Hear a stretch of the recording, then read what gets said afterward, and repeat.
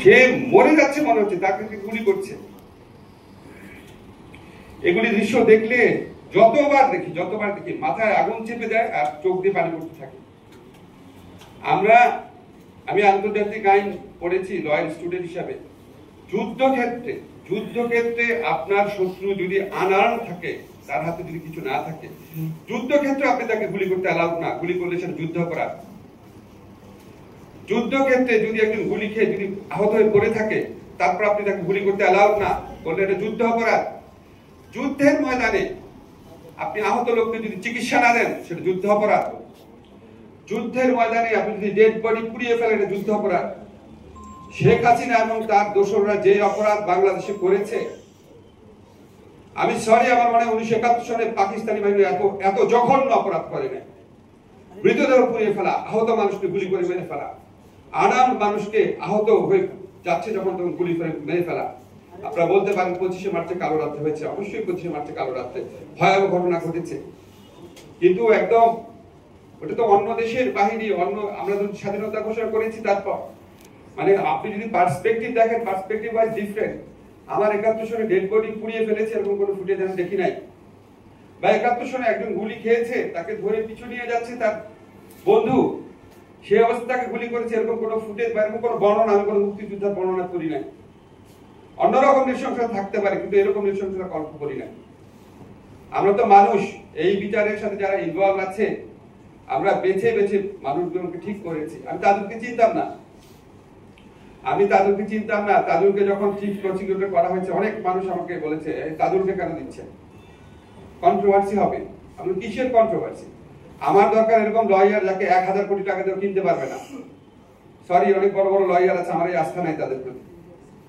1000 কোটি টাকা দিয়ে কিনতে পারবে নাকি বা পারবে না, এটা 100% আস্থা নাই। তাজুলের জন্য আছে, তাজুলের দক্ষতা নিয়ে আমার কোনো সন্দেহ নাই। এই আইনে প্রসিকিউট করার ব্যাপারে তাজুলের সাথে তুলনীয় হয়তো প্রয়াত ব্যারিস্টার আব্দুর রাজ্জাক বা দু একজন মানুষ হবে, আর কেউ পারবে না।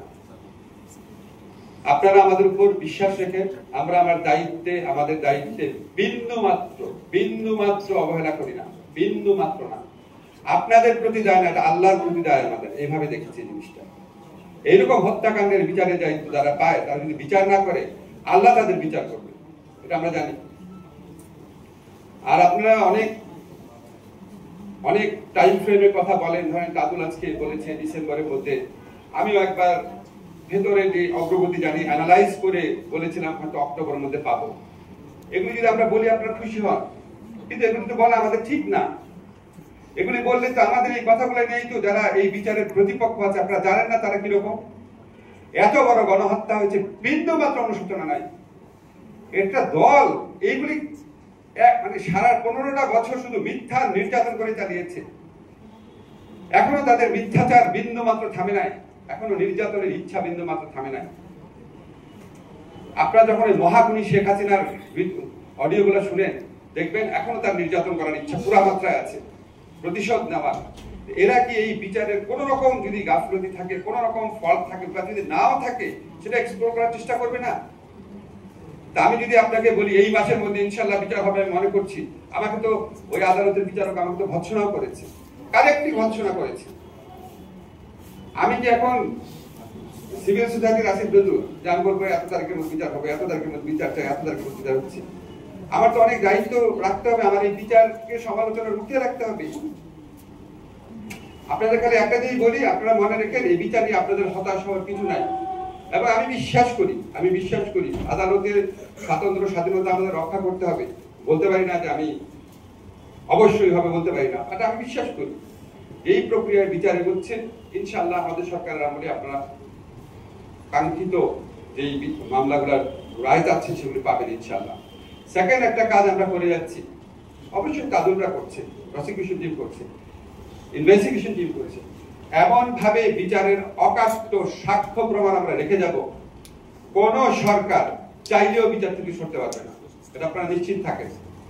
যদি আমি ফাউন্ডেশন অসাধারণ করে দিয়ে যাই, যে ফাউন্ডেশন অস্বীকার করা পরবর্তী সরকারের জন্য সম্ভব হবে না। আর আমি বিশ্বাস করি না পরবর্তীকালে যেই ক্ষমতায় আসুক, বিএনপি হোক, জামাত হোক, এনসিপি হোক, আমি বিশ্বাস করি না, সরি ভাই, আমি বিশ্বাস করি না যে তারা বিচারে শৈথিল্য বা গাফলতি দেখাবে। তারা সবাই এই 15 বছরের নির্যাতিত মানুষ। তারা শেখ হাসিনা সরকারের ফ্যাসিজম আপনার আমার থেকে কম দেখে নাই। আপনি চিন্তা করেন, মাহবুব ভাই জীবনে অনেক সাফার করেছে, আমার তো ওনার সাফার 100 গুণ বেশি, কিন্তু খালেদা জিয়ার সাফার কিন্তু ওনার তুলনাও বেশি। বেশি না মাহবুব ভাই? অবশ্যই বেশি। তো আপনি আমি বিচার করবো আর ওনারা বিচার করবে না? আমরা অনেক অনেক দোষ দিই, অনেক কিছু করি। ধরেন আমি মাঝে মাঝে চিন্তা করি, সবাই বলি কি আমরা পুলিশ খুব খারাপ, পুলিশ খুব খারাপ। এখন আপনাদেরকে আমি জিজ্ঞেস করি, তাহলে পুলিশকে ব্যান করে দিব আমরা? দিব? আমাদের সিস্টেমটা রান করতে হবে। আপনারাই বলেন 15 বছর তারা মানে ধরে ধরে ছাত্রলীগ ঢুকিয়েছে। ধরে ধরে যদি 15 বছর ছাত্রলীগ ঢুকায়, তাহলে 15 বছর তো পুলিশে এবং জুডিশিয়ারিতে যত জায়গায় বলেন তাদের রিক্রুটমেন্ট 70 to 80%। এমনি আমার পুলিশ, আমি 80% পুলিশকে বাদ দিয়ে দিব? কিন্তু আমরা যারা আইকনিক অত্যাচারের আইকনিক ফিগার, তাদের বিরুদ্ধে আমরা ব্যবস্থা নিচ্ছি। হ্যাঁ, একটু দেরি হচ্ছে। আমরা তো শাসন কাজে অসাধারণ কোনো মিনিমাম দক্ষতাও নেই, কোনো যোগ্যতাও নেই। সেখান থেকে আমরা এসেছি, একটা নির্দলীয় সরকারে এসেছি। এসব পর আগে নির্দলীয় সরকার করে দেখেন তাদের কি করতে হতো, খালি ইলেকশন করা। আমাদেরকে কত কিছু করা হচ্ছে। আমরা আইন মন্ত্রণালয় গত 1 বছরে কি করেছি, এটা বিবরণ মাহমুদ ভাইকে পাঠাই দেবো, একটু দেখেন। শুধু রুটিন কাজ যেগুলি, রুটিন কাজ, সেগুলি আমরা আগের চেয়ে 2 গুণ 2.5 গুণ বৃদ্ধি করেছি। আর নতুন কাজ কি করেছি এটা পাঠিয়ে দেব। আমরা চেষ্টা করছি। আমাদের অনেক কিছু মানে ব্যর্থতা আছে, কিন্তু আমাদের চেষ্টায় ব্যর্থতা নেই, চেষ্টার ক্ষেত্রে কোনো শৈথিল্য নাই। আর আমি ইয়ামিনের ডেড বডিটা দেখার পর রেজওয়ান আর আমি বলি যে আমাদেরকে সবচেয়ে বেশি স্পর্শ করেছে ইয়ামিনের মৃত্যুটা। এটা মেনে নেওয়া যায় না, মানে সবই স্পর্শ করে আমাকে পার্সোনালি। এই জিনিসটা আমি আমার যতবার দেখি আমার মনে হয় যে এর চেয়ে বড় নিষ্ঠুরতার দলিল হতে পারে না। আমি কিন্তু ইয়ামিনের বাবাকে খুঁজে খুঁজে বের করেছি। আমি ডকুমেন্টে তৈরি করার সময় ইয়ামিনের বাবার ইন্টারভিউ নিতে হবে। আপনি আজকে অনেক কিছু বলেছেন, আপনাকে একটু বিনয়ের সাথে কয়েকটা কথা বলি। ধরেন কারুল হক সাহেব যদি আইন কমিশনে থাকে, আইন কমিশন তো কোনো বিচার করে না, উনি রিসার্চ করে। আইন কমিশন মূলত রিসার্চ করে। যখন এত বড় একজন মানুষ যখন চারদিকে খুঁজে সবচেয়ে ভালো রিসার্চ কে করতে পারে, একাডেমিক ব্যাকগ্রাউন্ড দেখে, পাবলিকেশন দেখে, বিদেশি ডিগ্রি দেখে, উনি যদি কাউকে খুঁজে আনেন, উনি যদি বলে আমি এক্স কে চাই আমার পিএস হিসাবে, বা এক্স কে চাই আমার প্রিন্সিপাল রিসার্চ অফিসার হিসাবে, তার কি বুকের পাটা আছে বলবে না আমি আপনার সাথে আসবো না? আপনারা কি এই রিয়ালিটি গুলো বুঝেন না ভাই? আপনি তো চাকরি করেছেন, এখন আপনার মতো সাহস দেখা যাচ্ছে কি চাকরি ছেড়ে দিবে? এই কারণে তো চাকরি ছেড়ে দেওয়া যায় না যে উনার এখানে আইন কমিশনে রিসার্চার হিসাবে একজন গেছে, আইন কমিশনে গেছে, এটা কি ছেড়ে দেওয়া যায় মাহমুদ ভাই? এবার উনি যদি চিফ জাস্টিস থাকা অবস্থা বলে যে আচ্ছা ঠিক আছে, পৃথিবীতে সবচেয়ে শয়তান মানুষগুলো কিছু কিছু যোগ্য লোক কাছে রাখে ভাই, কারণ তার শয়তানি করার জন্য তো লোক আছেই, পাশাপাশি তার তো অ্যাডমিনিস্ট্রেশন রান করাতে হয়। তো এরকম আপনি ধরেন ইউনুস স্যারের ব্যাপার নিয়ে বলেছেন, আপনারা আবার এটাও আমি একটু বলি, স্যার কিন্তু দায়িত্ব নেওয়ার কয়েকদিনের মধ্যে আবু সাইদের ওখানে গেছেন, ওনার পরিবারের সাথে কথা বলেছেন, উনি একদম গ্রামে ওনার বাড়িতে গিয়ে কথা বলেছেন। হ্যাঁ, আপনি বলতে পারেন অবশ্যই মাহমুদ ভাইয়ের সাথে একমত, আপনার সাথে একমত, সবার সাথে দেখা করলে অবশ্যই সেটা সব দিক দিয়েই ভালো।